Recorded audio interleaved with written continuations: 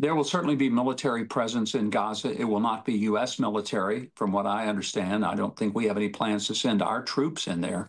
But there will be an international force of troops to police the area, to begin to build up some level of security. And on the external perimeter, Israel will have control so that nobody is going to be able to overrun their borders and do what they did on October the 7th. That's never going to happen again. And that's U.S. Ambassador to Israel, Mike Huckabee, with me earlier on this program. He told me that Israel does not want to go back into Gaza or take it under their control. This, of course, following Israel and Hamas agreeing to phase one of President Trump's historic peace proposal to effectively end the war in Gaza with a ceasefire and the release of all of the remaining hostages.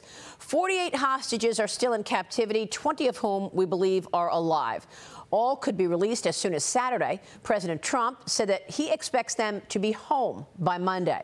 An incredible moment caught in real time. Meanwhile, Secretary of State Marco Rubio handing an urgent note to the president yesterday about the deal, the peace deal, during a White House press conference. President Trump and Benjamin Netanyahu speaking by phone last night. The president has been invited to address Israel's parliament this Sunday. We are expecting President Trump to be in Israel Sunday after the deal is signed. The Israeli Security Cabinet meeting today. Israeli sources say that they will remain in half of the Gaza Strip until the last hostage is released. But Hamas is still needing to hold up their end of this bargain, with the terrorist group's full disarmament still in flux. Joining me now is Heritage Foundation Vice President of National Security. She is former Deputy National Security Advisor to President Trump, Victoria Coates, back with me. Victoria, good to see you. Give us your reaction to this peace deal and whether or not you believe, in fact, Hamas will disarm.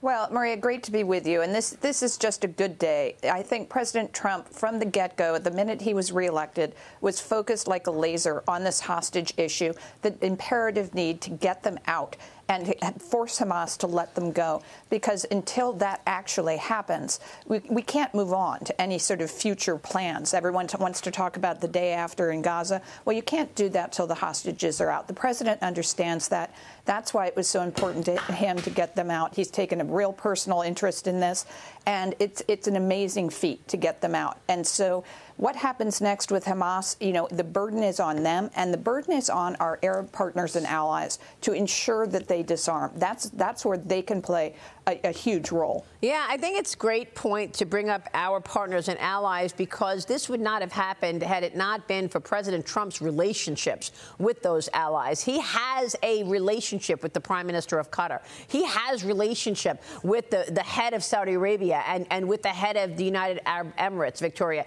He showed us that when he chose to go to the Middle East as his first international trip as president in his second term.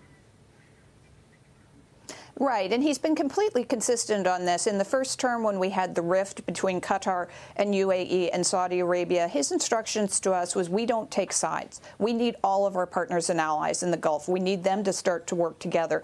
And so we didn't take a side. We got through that period. He brought them back together at the end of the first term, and that was really the emphasis on that historic trip in May, going from Saudi to Qatar to UAE. We're all on the same page here, and that's when I think he really laid the groundwork for what we're seeing now, which is not an American plan or an Arab League plan or an Israeli plan. It's everybody coming together behind this unifying 20-point plan. And that's what I think has brought the pressure on Hamas. And, you know, it's always hard to be optimistic when you're dealing with Hamas, but I'm as least pessimistic as I've ever been about getting to a deal today. Well, there are such broader implications of this as far as our relationship with the Middle East. And Mike Huckabee, who was with us earlier in the show, made a point of raising the Abraham Accords. Of course, the Abraham Accords was historic, what President Trump led in his first term. Here's what he said about who he believes actually could join the Abraham Accords next. Watch this. President Trump has set up for an incredible realignment of the Middle East, Maria, that we've never seen or even imagined before. Look for the Abraham Accords to expand exponentially. You could see Syria and Lebanon be some of the first partners in the next wave of Abraham Accords.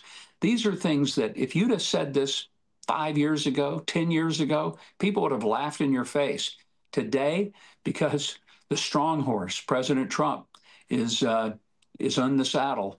we have a chance for an unprecedented level of realignment and genuine, long-lasting peace in the Middle East.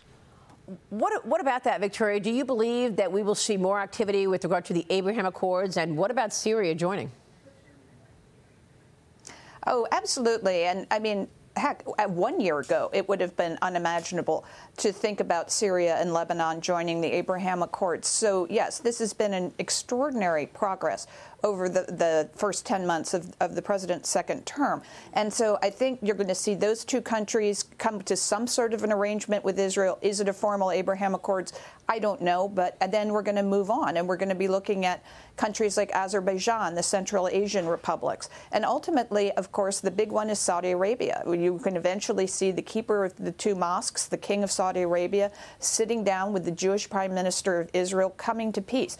That is what ultimately changes the game here. And I think that is very much on the table again under President Trump's leadership. And do you think this also has an impact on adversaries such as China?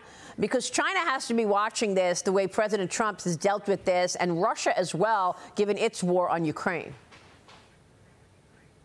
Oh, absolutely. I don't see Xi or Putin doing anything constructive in the Middle East. I mean, everyone likes to talk about how powerful they are and, oh, they're exercising international diplomacy. Well, neither of them has come up with anything like this. This is the 8th peace deal President Trump has gotten to in 10 months. What have Xi and Putin done except create strife, foment discord among our partners and allies?